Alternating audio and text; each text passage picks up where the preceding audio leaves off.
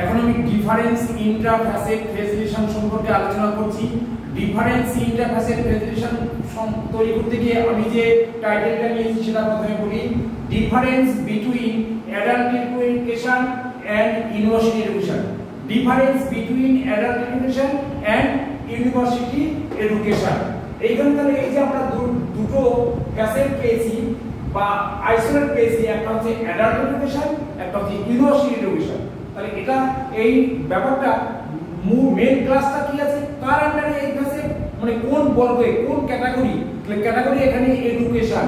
Education ক্যাটাগরির মধ্যে facet হচ্ছে ফসিল পি, তার আন্ডারে দুটো আইসোলেট, একটা হচ্ছে অ্যাডাল্ট এডুকেশন, একটা হচ্ছে ইউনিভার্সিটি এডুকেশন। তাহলে আমরা main class education, main class education MCT ফর্মুলাটা ফ্রম মেন ক্লাস টি নাম্বার মেন, তার সঙ্গে পার্সোনালিটি কোলন দিয়ে energy, second round personality, third round personality. এই যে দেখো যে এইভাবে এটা হচ্ছে ফার্স্ট রাউন্ড পার্সোনালিটি, এটা সেকেন্ড রাউন্ড পার্সোনালিটি। তাহলে এইবার এইখানে আমাদের নাম্বারগুলো অ্যাডাল্ট পার্সোনালিটি পি নাম্বার আমরা মেন ক্লাস থেকে পেয়েছি 3 আর ইমোশনের জন্য পেয়েছি পি 4।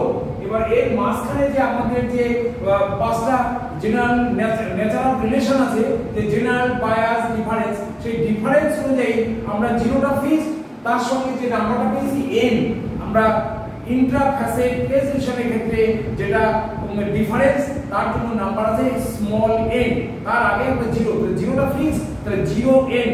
আমরা যখন তাহলে যে নাম্বারগুলো যখন দুটো আইসোলেটকে একসঙ্গে একত্রীভূত করব অ্যাডাল্ট এডুকেশন এবং ইউনিভার্সিটিকে, তার জন্য আমাদের ফেজ রিলেশনের নাম্বারটা মাঝখানে আনতে হবে। তাহলে নাম্বারটা কি হবে, অ্যাডাল্ট এডুকেশন নাম্বার 3 আর ইউনিভার্সিটি এডুকেশন 4, মাঝখানে আসলো 0n। তাহলে আমার এবার কমপ্লিট যে নাম্বারটা হবে, এটা সিরিয়াস করেছি এডুকেশনের জন্য t, অ্যাডাল্ট এডুকেশনের জন্য 3, ফেজ রিলেশনের জন্য 0n এবং ইউনিভার্সিটি এডুকেশনের জন্য 4।